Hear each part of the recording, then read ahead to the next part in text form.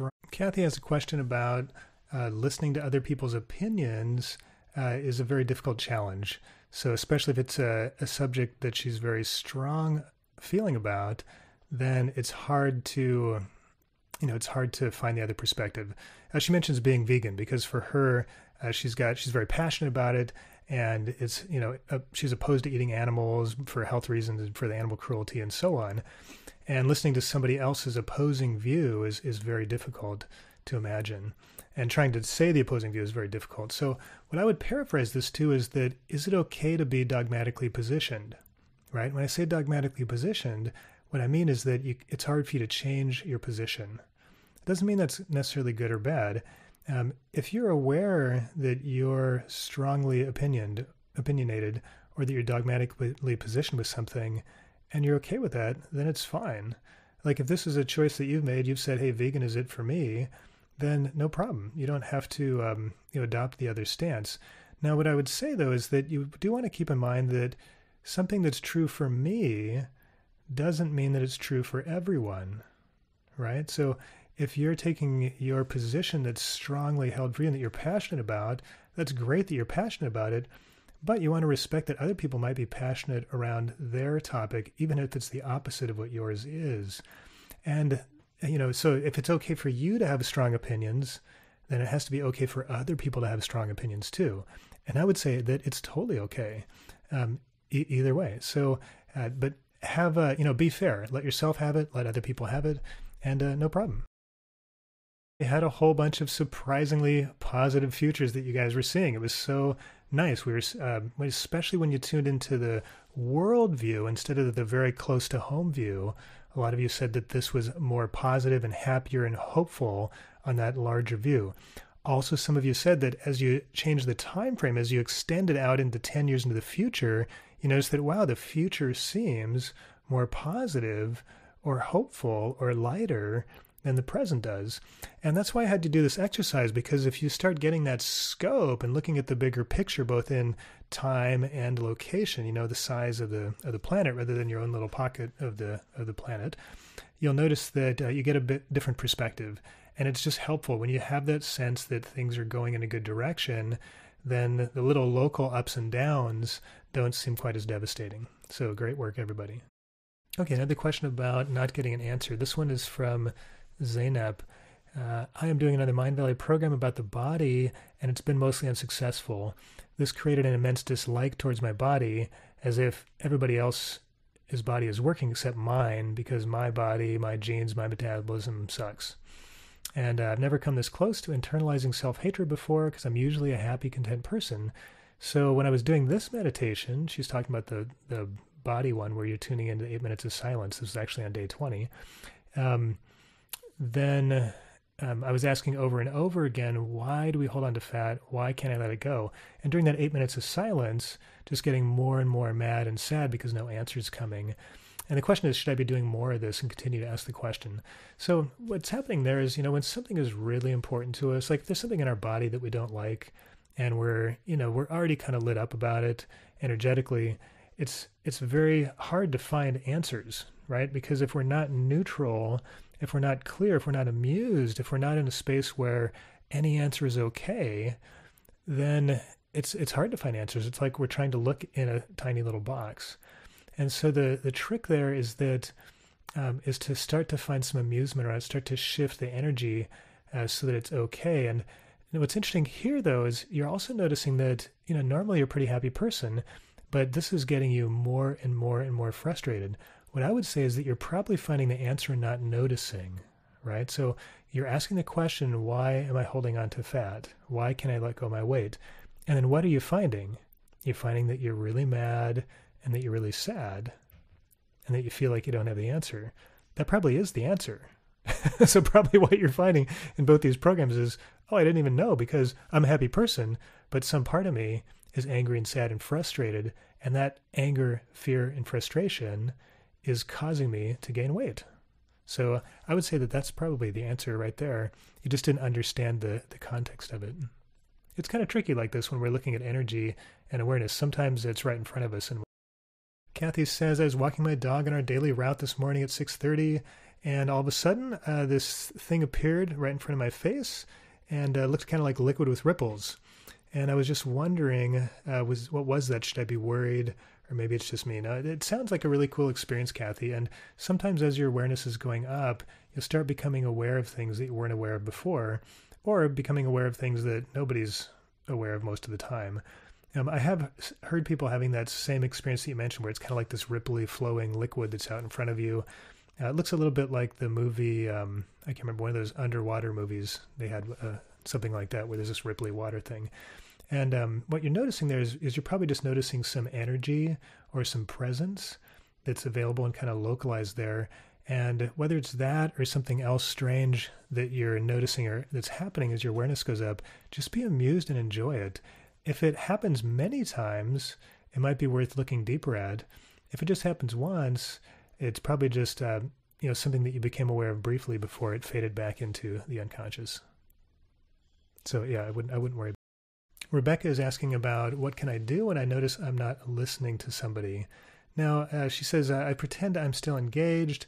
I try not to be rude, and I force myself to get back to the person, but I've found myself on many occasions not having heard what they said, and I'm not sure how to stop that self-centered monkey mind action where I just go off on my own and think of something else, and then I find myself getting mad that I'm being so preoccupied.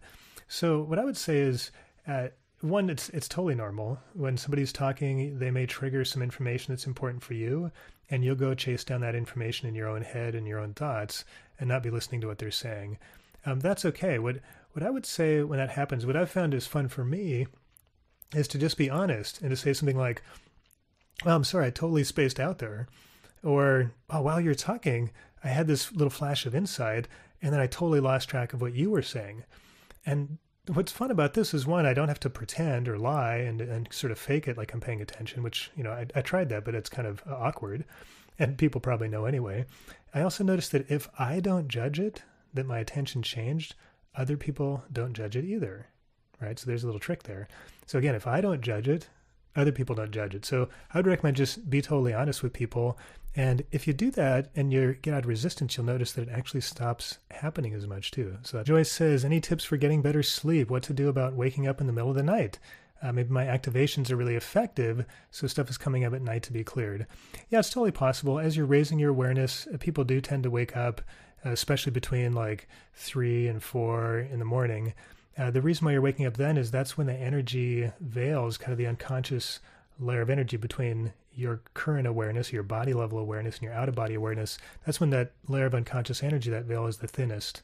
So it's actually a great time to meditate, to get insights, to let that information or energy clear. And don't worry about my dog there. Don't worry if you're losing sleep, because what I've noticed is when that's happening, if I go through a period where my awareness is going up and I'm not sleeping as much, or I'm up in the middle of the night, it doesn't seem to affect how sleepy I am during the day. So I would say don't worry about that. If you do want to get better sleep, you want to focus on really getting present in your body before you sleep and just clear it. You can actually do the center of your head. That's a great way to do it. Clear everything out so that you're in a peaceful place before you go to sleep. Now, if you really can't get to sleep, just listen to one of my meditations on clearing unconscious energy, and you'll probably pass out. So sometimes my meditations are great for insomnia. Luke says, my brain is struggling to respond in any way on the last few exercises. No noise, emotion, feeling, or ideas coming up. Anyways, I'll keep at it. And then Liz said, I'm with you. I got nothing. So I would say that you want to just keep practicing in whatever areas that you're getting progress. So the reason I say that is if you go through some section like we just did this work with unconscious energy, if that didn't work for you, that's totally okay. Keep going, because we're changing topics every 5 days and working at a different style of awareness. And you'll notice that awareness is kind of fun. If you work on one part of your awareness and improve there, it'll actually improve the other areas as well, even though you're not working directly on them, because all your awareness is connected. So just keep going and get the next awareness in the next part. If you come back, you'll notice that, wow, this is a lot easier. And keep in mind too, we're just planting seeds this time. So some of those seeds you won't notice, they're just planting, and they'll grow in 2 months or 6 months or a year. And then you'll remember, wow, I can do this funny thing that I had no way or no response Kind of a fun comment from Zainab. Said, oh wow, my resistance was incredible. Was this a challenge day? Oh yes, it was challenging indeed. And sorry to say, Jeffrey, I wasn't amused. Oh boy, so much more work has to be done. so, so what I'd suggest, this happens. Sometimes you will not feel amused. And what I'd suggest is force it a little bit or use sarcastic amusement. Okay, so you might be like, ha, ha, ha, ha, ha.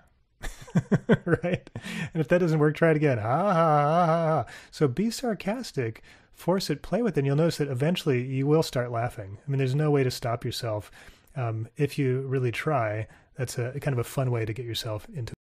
Anna says, I feel like the quest format is going too fast for me. It's a daily commitment. I don't have time to revisit previous lessons or practice multiple times. And she says that the first 10 days were great. The second 10 days starting to get backed up, and now that things are kind of a big mess and there's not time to practice. So also, I think the material is great. I really enjoyed the individual segments, but as a whole, it might be too much, and it's kind of getting to be a blur. Now, I would say that really this is okay. So the quest is designed to keep going every day because we're planting lots of seeds and taking you into, all these new experiences. And the easiest way to do that is to just go and keep planning them. And you don't really need to worry about getting them perfect. So I don't want you to go back and practice the exercises many times each and try to get them to perfection. That's just not necessary at this point. The second thing that we're doing in the program, besides planting all these seeds with new experiences, is helping you to shake loose from your old habits. And this is an old habit for many people, is that we want to do everything perfectly and that we're worried about what we missed or that we want to practice until we get it right. And this program won't let you do that. And so it might be a little frustrating. I apologize for that, but it's okay. You're just trying it a different way. So trust me with this one. Just continue to go through the program. Don't worry if there's something you miss. Maybe just make a little star, or make a little note somewhere that you want to go back and do that one. What I recommend is just blast through the whole 60 days and get everything, then go back and start over. Because you'll find, again, we're planting the seeds, and by the time you get to the end, you're really ready to start the program because we've seeded all of your awareness. Then you're ready to go back and get the best results going through. It's kind of a funny way to say it, but that's what I'd recommend. Just keep going. Don't worry about it going too fast. Again, that's also why I built in it in 10-day sections. So if you're way behind in one section, we start the new one. Just give up on the old one. Just say, oh, I didn't finish the mental one. Oh well, I'm just going to dive in on day one with the next one. Totally okay to do that. Now, I guess I should say too, if you really don't like it and you really don't want to go as fast as we're going, just slow down and go at your own pace. That's totally okay too. It's always all right to not follow my instructions. So that's a wrap for today. I would say that there were so many amazing experiences on this round, and I love reading all the descriptions about what you're seeing and what you're feeling and the insights that you're getting, and I'm just blown away. This group is fantastic. You are all moving so fast, and your awareness is really opening up beautifully, and you're accessing information and seeing things and feeling things that are actually fairly advanced, and doing that without really any instruction on how to do it. I'm just giving you like the very basic minimum. Go here, try this, do that, and you guys are having fantastic results. So you're blowing me away. You're totally impressing me. I'm loving it, and I'm totally looking forward to more in the days to come. Natasha has a question about public speaking. She says, when I was 69% focused when my friend was talking, but when I talk, I seem to tune out or split up my attention with little on myself, quite a bit worrying about the other person. And I kind of knew this about myself. And she says, I've done some public speaking and had times where I couldn't remember what I said after, like I wasn't there. And I think I'd like to experiment with greater focus when I talk, but I'm not sure where to put my attention. Should it be on myself if I'm presenting? And then Juan said, good question. Where do we put our attention when speaking in public? So I would say a couple things there. When you're speaking in public, initially you're going to want to connect with the people you're talking to. So I would extend my awareness around into the entire room where the whole audience is so I could feel everybody. Then when I go on the stage to speak, I continue listening to everybody that's in the room. So the reason I do this is that if I'm focused on, here's the people in the room, And the reason I'm listening to them energetically is because I'm here to help them in some way. And I want to understand them better so that I can tune what I'm saying, what I'm presenting to the people that are there. If I'm totally focused on the audience, everything just works beautifully, right? I don't forget what I'm going to say because I'm tuning in. I can see what needs to happen. Now, if I'm nervous or wondering, like Natasha said here, worried about what people think about me, then I'm going to be, my attention is really on me. I may be saying that I'm worried about what other people think about me, but really I'm worried about me. What do people see about me? I'm focused on myself. That's the only way you can feel nervous when you're speaking, is if your attention is on you instead of on your audience.